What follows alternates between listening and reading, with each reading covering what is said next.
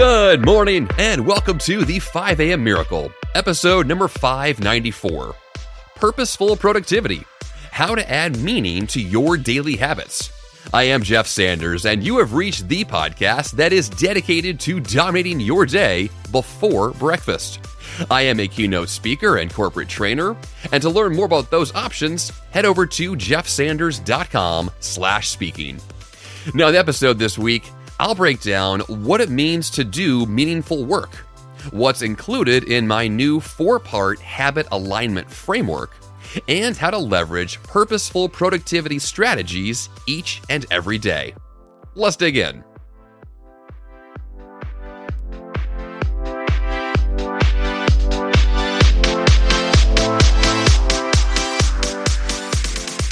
So recently, I was asked to speak to the corporate office of a large retailer here in Nashville. And the focus of the training was on finding ways to introduce purpose and meaning into our daily lives, and specifically our work. Now, as much as I love to talk about productivity, I have always made a big assumption that the work and habits you prioritize every day are well chosen, not just random. That they are aligned to a bigger goal, not just meaningful on an island all by themselves. And they also represent your skills and interests, not just chosen by necessity or scarcity. In other words, our work and goals are a reflection of more than just what we want out of life, but they also serve as a mirror to reflect our current circumstances, limitations, and real-life obligations.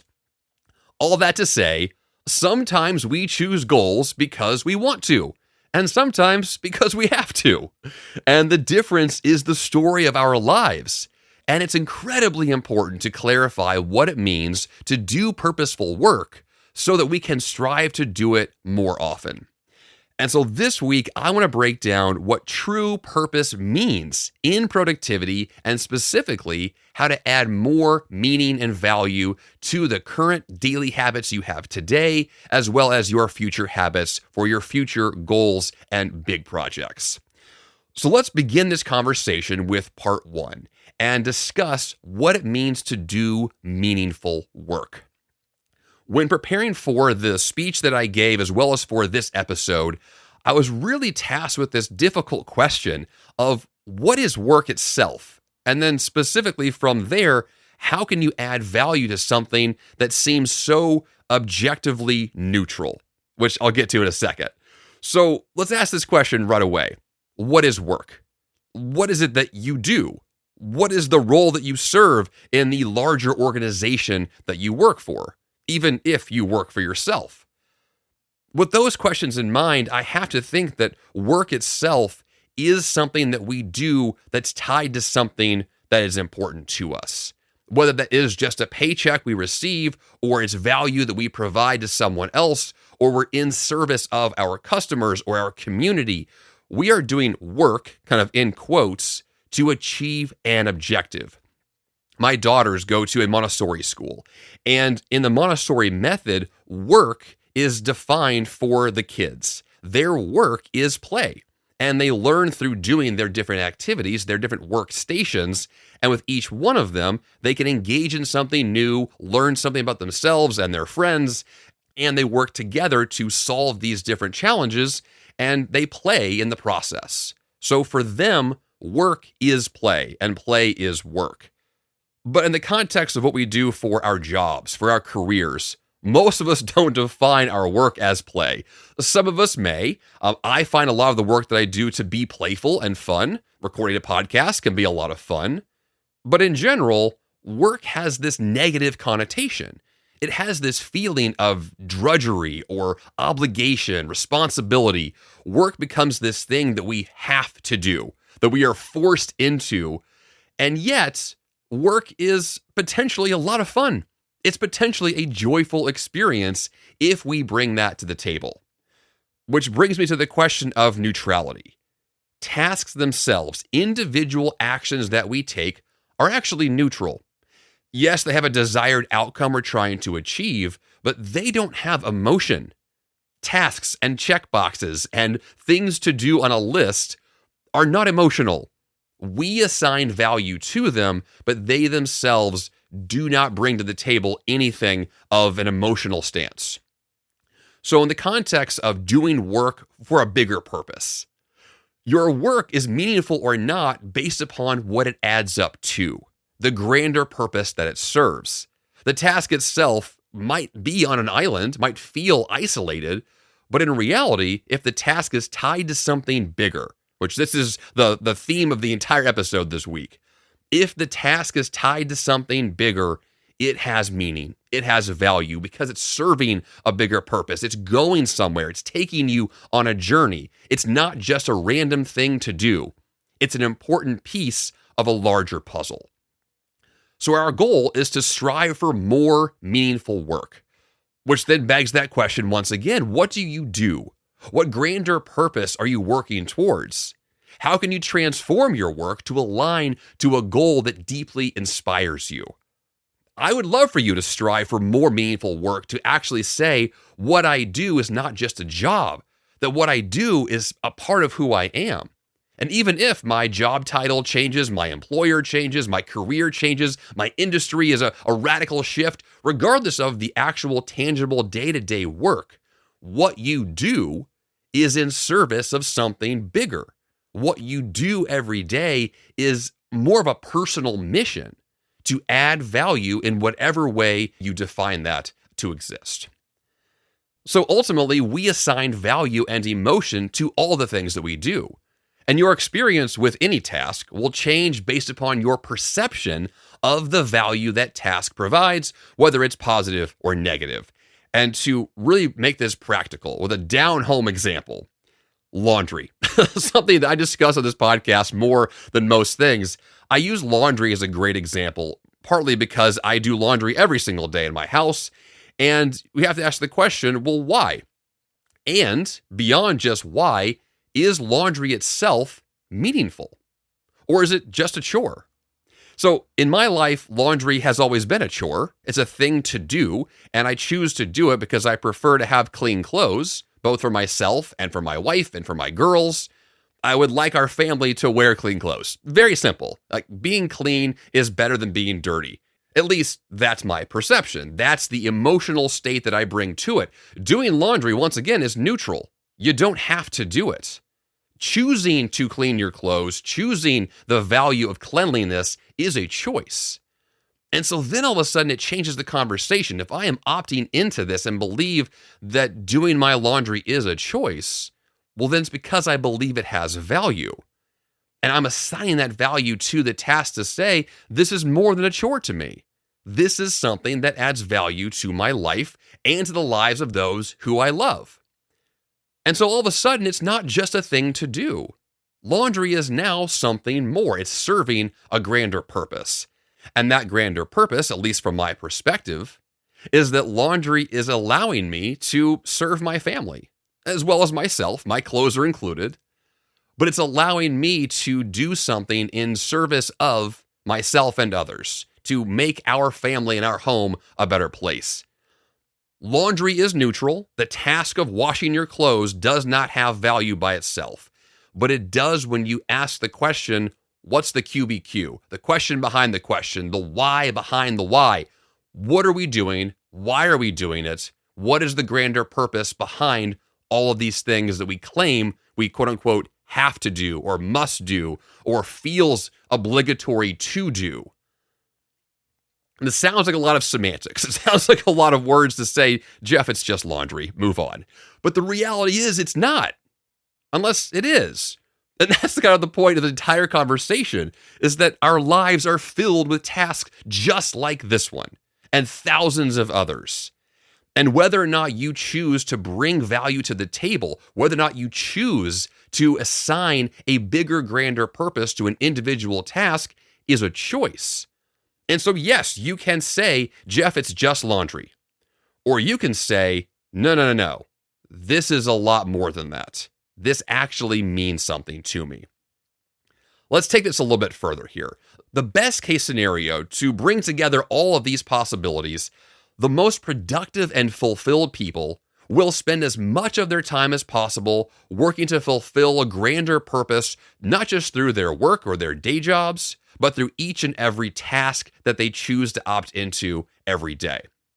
So our goal this week on this episode is to ask the question, how can we add more value, meaning, and purpose to the work we're already doing, to the chores we're already doing? And then possibly we can add additional value-based work and increase our fulfillment and, of course, our results. The question about is work meaningful is 100% subjective. You get to decide. Laundry may be just a chore to you, or it could be more. And allow that example to kind of work through the rest of this conversation as we discuss the next part, which is the habit alignment framework.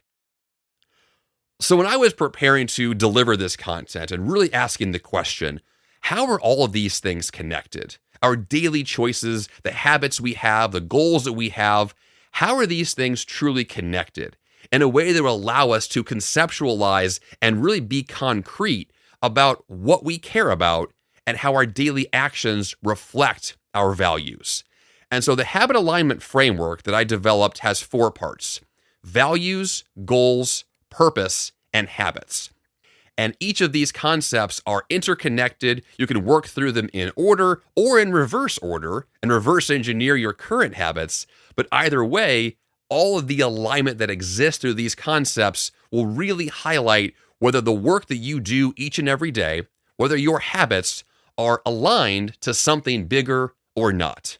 Because once again, we're not doing random tasks that are isolated on an island by themselves. That's not valuable. What is valuable is that each and every task that you take on is tied to something bigger. That's where purpose shows up. That's where meaning shows up. That's where drive and hunger and this real sense of clarity is present, because you know what you're doing and, most importantly, why you are doing it.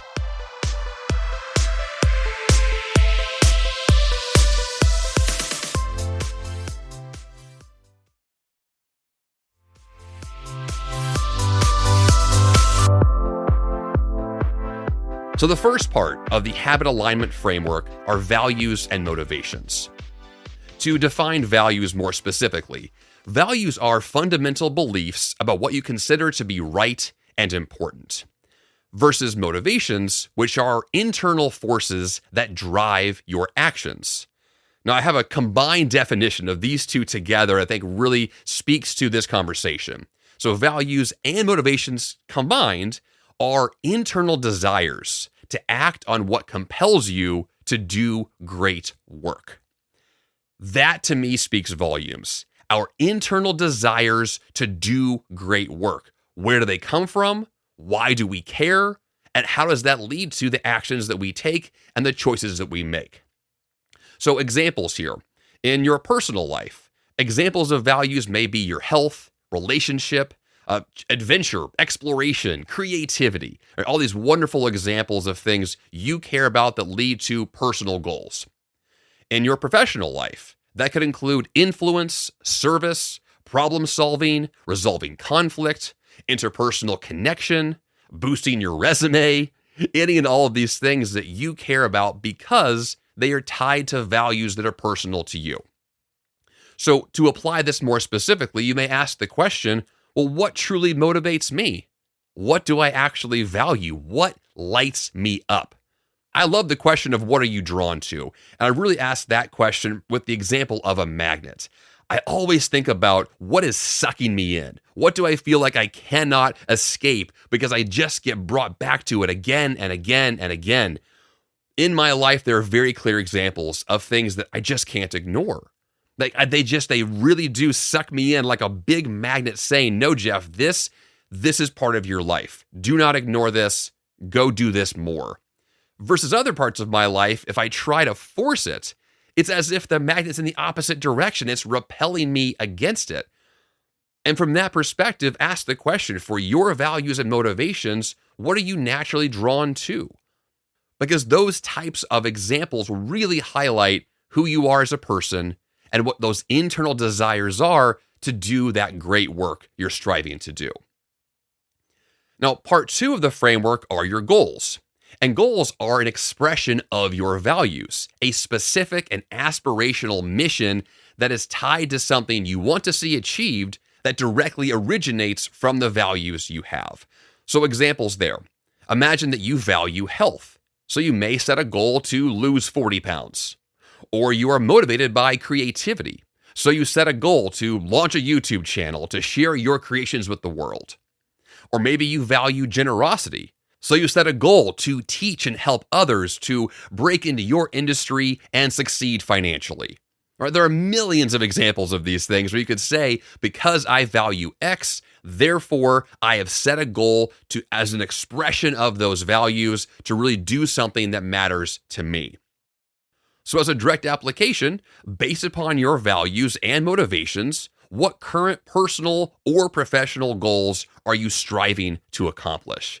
This is your chance to really be concrete and not just say, well, I value personal health. Well, take that a little bit further. Because you value health, what should you do about it? Well, let's go lose some weight, build some muscle, run some marathons. Let's go do something that is meaningful and actionable based upon what it is I claim to care about. This is why I love productivity. I love it because when you're able to say, I understand myself, I know my values, my motivations, I know what I care about. And because of that, I've got so many ideas for goals to achieve and so many things I want to pursue. And this is where it gets a lot of fun because you can say, here's a mission that I'm on now. I'm going to go do something that I care about and achieve something that is tied to my identity and my expression of my inner self. Which then brings us to part three, which is purpose.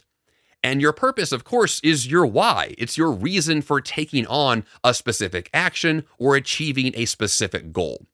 So in this case, we're being more specific about why you chose the goal that you did, not because it's just an expression of your values. That's a little bit vague. The purpose is a lot more tied to that goal itself. So an example here, you may say, well, I value health, therefore I have chosen a marathon, and the big why behind it is because it's been a bucket list goal my entire life. The reason behind it is because if I achieve this goal of crossing that finish line, I'll have built physical fitness that I care about. I'm an example to my family and friends. I've got so much I can build upon because of that. Like all of a sudden, the purpose becomes very clear because the goal is not just a goal. It's got 100 reasons why you should achieve it. And those are the things you rest upon in those difficult moments, on those difficult days when you just want to quit, but you're not going to quit because your purpose is rock solid. Your why is in place. It is a foundation for you doing what it is that you do and sticking with it and persevering. So for the application of the purpose component, what is the primary reason for accomplishing your current goal? What is your big why? What powerful force is preventing you from quitting or veering off course? When you answer these questions, you will understand a lot more specifically why you chose the goal that you did and how that's connected to the values that you have. Which then brings us to the fourth part of the framework, which are your aligned habits. So aligned habits are repeated actions that you choose to achieve your value-inspired, purpose-driven goal. These are the things you do each and every day over and over and over again. This is the part of life where a lot of success shows up, the compound effect kicks in, and you see success over the long run. Of course, it's also the place where you could be in a rut and be stuck in a bunch of habits you do not like, which is the chance for you to reassess and pick better habits that have the alignment you're looking for. Now, for great examples of habits, of course, you could choose a morning routine to do the work you tend to avoid, have your own 5 a.m. miracle. You could also have an accountability partner to stay the course as you work through your difficult moments. You could also set up weekly review sessions to check on your progress to ensure that your habits that you're doing each and every day add up to the goal you said you were out to achieve. So apply this more specifically. How soon and how often can you schedule repeated actions to work towards your goal? How can you guarantee the new habit will become and stay a part of your routine? This is the nuts and bolts of the entire conversation. What you do each and every day defines you. So this is a great example of the classic quote from Aristotle, which is that you are what you repeatedly do. Excellence then is not an act, but a habit. This is the crux of the conversation. We are striving here to make better choices that are repeated choices each and every day, because those repeated actions, those habits, are directly tied to a purpose-driven goal that is an expression of our values. When all of these pieces come together, all of a sudden it clicks. And you get it. You know why you do what you do. And then you also know why the things that you do that aren't working. Because they're missing the alignment. They're not tied to a goal you care about. They're not purpose-driven. They don't express your values. The opposite is also true, and you can feel it in your bones. You know when a task feels silly or pointless to you.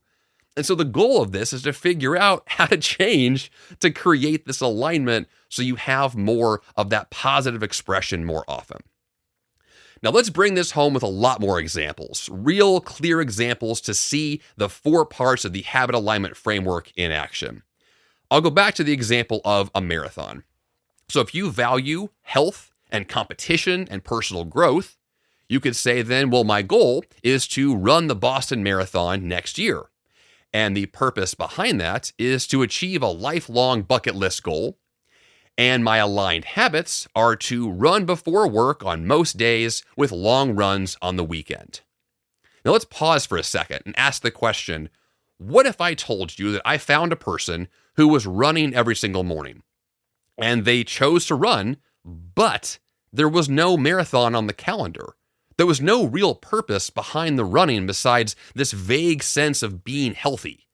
There was kind of a value of personal health, sort of, but the reality is the exercise, this repeated action of going to the gym and going to the trail and doing the exercise routine, was just this rote habit. It wasn't something of real value. It was just this thing that you did. Well, that to me is a prime example of an opportunity to reassess what you're doing. Right? Person A, who has the value of health, the goal of the Boston Marathon, the clear purpose of a bucket list item, and that routine of running every single week, that person knows why they're running. Tomorrow morning, if they're questioning, should I run? Well, nope, I'm not going to question it. I know why I'm running. It's clear, it's objective. I have the values, the goal, the purpose, and the habit schedule in place.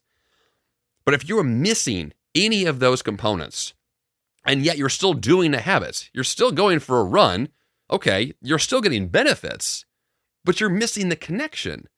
And so you're not going to have the reason to do it well. You're not going to be able to persevere on the difficult days. You're more likely to quit. You're more likely to do it poorly and then get injured and give up. Like that's what's going to happen. And so the goal with any of the things we choose to do repeatedly is to create that alignment so we're not just off on an island and just doing random things for random reasons. Second example is a sales goal. So imagine that you value growing your company and serving even more customers. So your goal is to exceed next quarter's revenue goals by 10%. And the purpose behind it is that, well, you fell behind last quarter and you know you can do better. So your aligned habits are to increase your sales calls by 20% every week with weekly reviews to monitor your progress. So in this example, the actual day-to-day action, the aligned habits, are to increase your sales calls, or just simply do your sales calls at all, to make those calls. Well, once again, great example that if you have all of these things in order, well, now all of a sudden you do more sales calls, and then you increase your revenue, which allows you to serve more customers and grow your company. Everything is connected and aligned. But now, second example, you are doing sales calls, but you don't know why. You don't really care about it. You're not really into it. You don't really like sales to begin with. Well, all of a sudden, you're doing the same activity. Maybe you're getting some results, but for what purpose? Why are you doing this? Maybe vaguely you value your company doing well. Of course, we like to get a good paycheck, but it just feels so disconnected. It's just an activity. It's just a habit. It doesn't have the alignment. Once again, what we're striving for are habits and daily tasks that mean something to you because it's not just a checklist. It's not just a thing to do. It is so much more.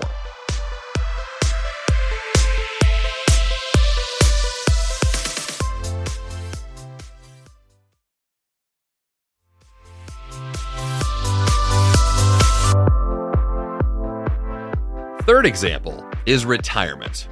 So imagine that you value more time with your family, traveling, or even stepping aside for the younger generation to lead. Well, your goal may be to retire by age 65. And the purpose behind it is that you have additional aspirations in your life to fulfill.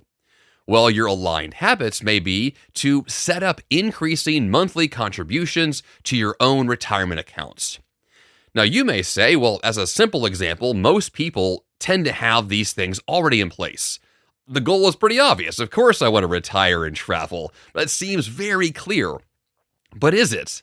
You have to ask the question. Number one, do you have this habit in place to actually save and invest for the future? And number two, if you do, is there a clear plan behind that action? Do you know what it adds up to? Not just financially to know that you can retire with a decent nest egg, but more specifically, why? What does it actually mean to you personally? What will you do with that time? What does your life add up to? These are really important big questions to answer, and it can radically change what the ongoing habit happens to be.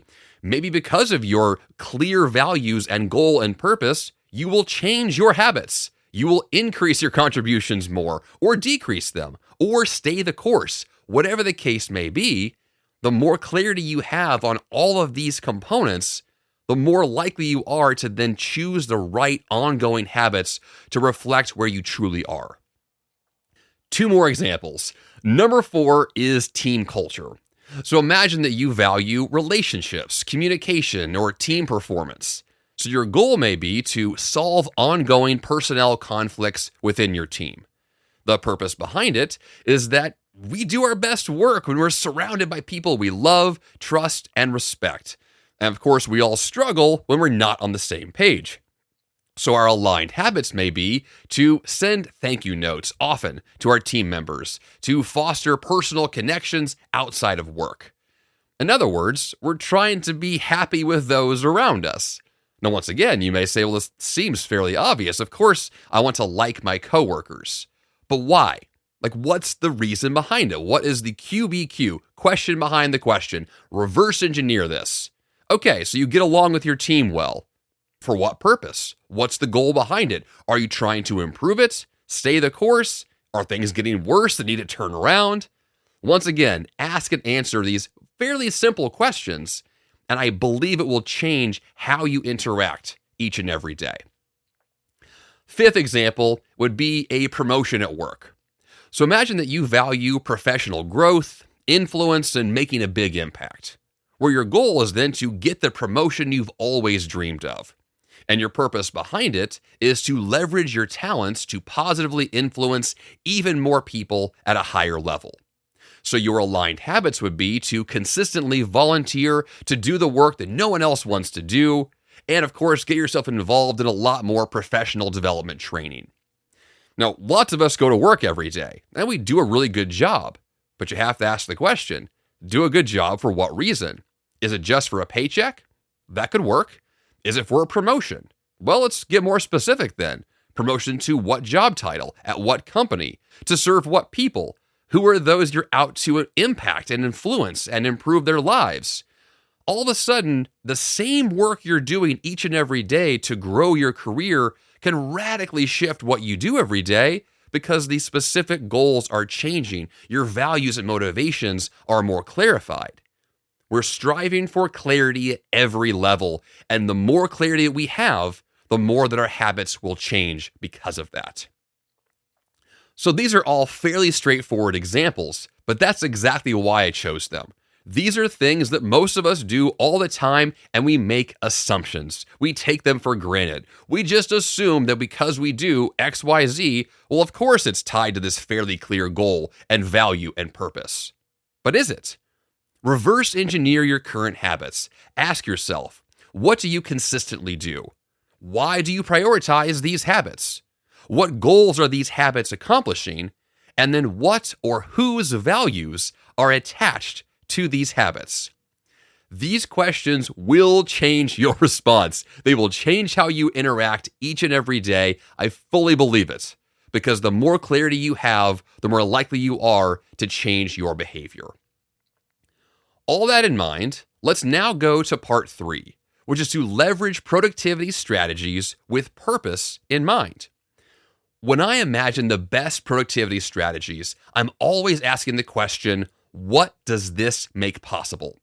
So for every task, strategy, or tactic, you are always asking the question, what does this particular strategy make possible? Because once again, the task does not exist on an island by itself. It makes a grander purpose possible by its execution. So we choose productivity strategies that partner well with our daily habits, goals, purpose, and values. With that in mind, let's go through a few examples of strategies that I have taught on this podcast before that I absolutely love, but be a lot more specific on what the strategy is, and most importantly, the purpose behind it. So the first example, the one that I always give in every speech that I give, is the health first approach. You know this podcast title, The 5 a.m. Miracle, Healthy Productivity for High Achievers. Health matters a lot to me. So the strategy is to prioritize your health before everything else, because tremendous health is your ticket to unleashing your best work. And the purpose behind this strategy is that you are always able to bring your best self to the office, ready to engage with focus and energy.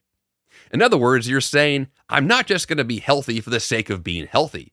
I'm going to be as healthy as possible to bring the best that I can to work, because I want to engage fully. I want to have all the energy, all the focus, all of me that I can bring. I want that to be true. So I'm not just going to show up to work well rested because I like to sleep. I'll be well rested because I know that allows me to be on the ball, to be amazing, to be productive, to be engaged and focused, and to do my best work. That's why this strategy exists. Second strategy, of course, is the 5 a.m. Miracle itself. Now, this strategy specifically is, yes, waking up early on purpose, but it is to dominate your day before breakfast. In other words, I'm not just going to wake up early because a podcaster told me to. I'm going to wake up early because I have something important to do. And the purpose behind this is to wake up early to devote your time to habits you normally do not have time for, whether that is your personal health, professional growth, or anything else you may decide to pursue. The simple objective here is to clarify, I'm not just going to wake up by default. I'm going to wake up and do something I care about because it's clear and it's intentional, and I chose this on purpose. The third strategy is saying no. And more specifically, it is cutting the nonsense or anything that never has to get done. And the purpose behind this is to ensure that your time is primarily devoted to your core strengths and impact, avoiding distracting meetings or events that prevent your progress on your highest leverage tasks. Saying no is extremely valuable, but knowing why you're saying no is everything. Why are you canceling that meeting? Why are you rescheduling that workout? Knowing why changes everything, because what it should do is free up your time for the most important use of your time. It should allow you to say, because I canceled this meeting, therefore, I have an hour and a half on my calendar that can now be devoted to the next absolute most important use of my time. Let's get to it, let's focus on it, and make it happen. Fourth strategy is inbox zero. Now, more specifically, that is replying to all of your incoming communication on a regular schedule, whether that's every 24 hours or something else. Now, the purpose behind this is actually not to answer all of your emails. The actual purpose behind it is instead to respect those to whom you are communicating with, to further conversations that enable progress on your projects, and to prevent you from falling behind. Inbox zero is not a strategy to keep your inbox clear. No, it is a strategy to respect the people with whom you are talking to. It is to guarantee progress on your projects. That is the point behind it. It allows you to make sure that whatever has to get done, you are on the ball and getting it done. And the fifth and final strategy this week, of course, are focus blocks of time, my famous F-bots here on the podcast. The strategy there being to guarantee 100% distraction-free blocks of time to focus on your next most important task. And the purpose behind it is to achieve deep work, to increase the quality and quantity of your work in a distraction-free manner, and enabling you to increase results with less effort or stress. Focus blocks of time are phenomenally valuable, but you have to know why you're focusing, what you're focusing on, and that you know that thing is valuable to you so you can dig in and do it with the best of your ability. So now let's review. There was a lot covered this week, and I want to make sure that you have the big nuts and bolts of what all of these concepts truly include. The first part was to strive for meaningful work or goals. What do you do? What grander purpose are you working towards? And how can you transform your work to align to a goal that deeply inspires you? Second part is to follow the habit alignment framework.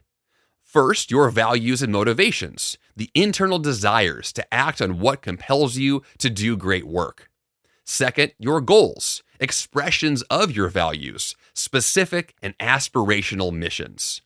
Third is your purpose, your big why or reason for choosing your goals. And fourth are your aligned habits, your repeated actions to achieve the value-inspired, purpose-driven goals you have chosen.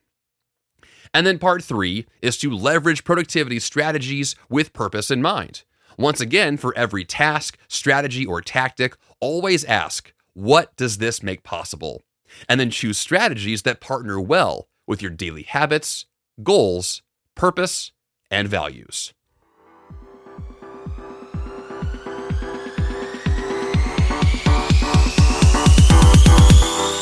And for that action step this week, clarify a large goal or a grand purpose you want to work towards, plus a daily habit that is directly aligned to moving you in that direction. This could be as simple as choosing to finish a marathon and then running a few times a week, or advancing your career and sitting down to read and learn for 30 minutes every morning. Whatever you choose, create an action plan to prioritize more value-based and results-driven habits, while also removing habits that don't resonate with you and your work. Of course, subscribe to this podcast in your favorite podcast app, or go to 5ammiraclepremium.com for the ad-free VIP experience. That's all I've got for you here on the 5am Miracle Podcast this week. Until next time, you have the power to change your life, and all that fun begins bright and early.